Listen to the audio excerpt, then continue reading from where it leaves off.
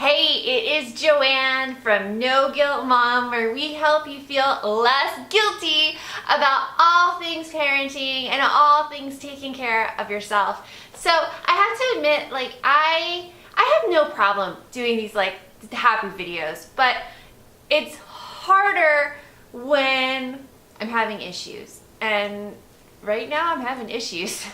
I laugh about it because it's uncomfortable when you talk about problems you're having. Usually, and most people do this, you like to fix the problem and then go back and tell everyone you had it and how you had this great thing to fix it. But it's not real, and it's not reality.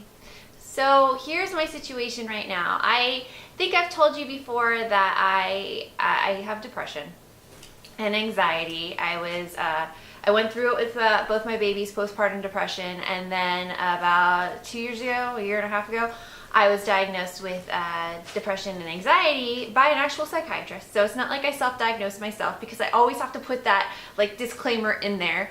For some reason, I never feel like depression is a real illness. I feel like it's something that, oh, you're just sad, you have to get better. Even though it is, and even though I have it, I have trouble saying I have it, if that makes sense. It's what it is. But I went through all these health issues. I had a lot of anxiety about them, which is why I started seeing the psychiatrist. And then those health issues were diagnosed and resolved. And so this past March, I told my doctor, I'm like, Dr. Karami, I want to get off this medication because it's caused me to gain 15 pounds and not make me feel like myself. And he agreed that, I should try it without the medication. And so we went through this really long weaning process. And one of the drugs I was on, Prozac, that went off without a hitch. That was an easy wean off. But this other one called mirtazapine, oh, it was rough.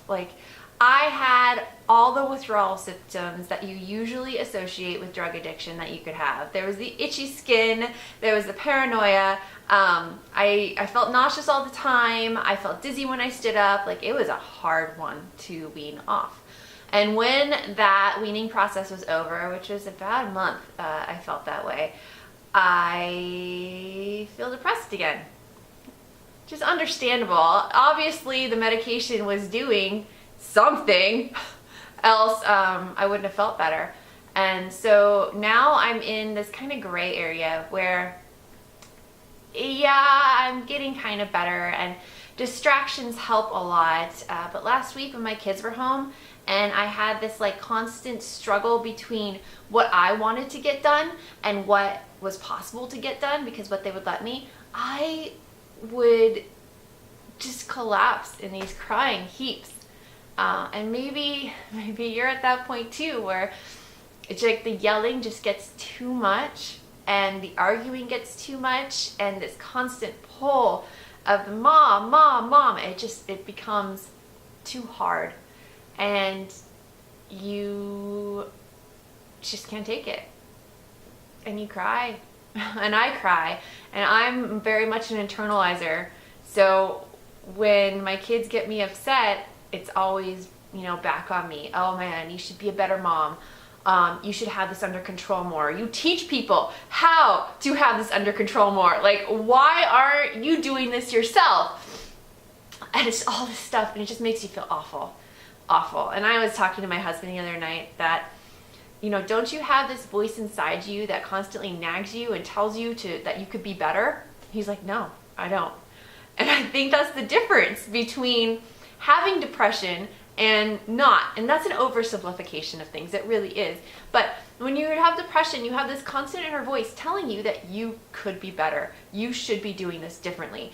And it's not a productive voice. It's more of the whip and the demeaning voice, which just makes you feel deflated and you don't want to do anything at all.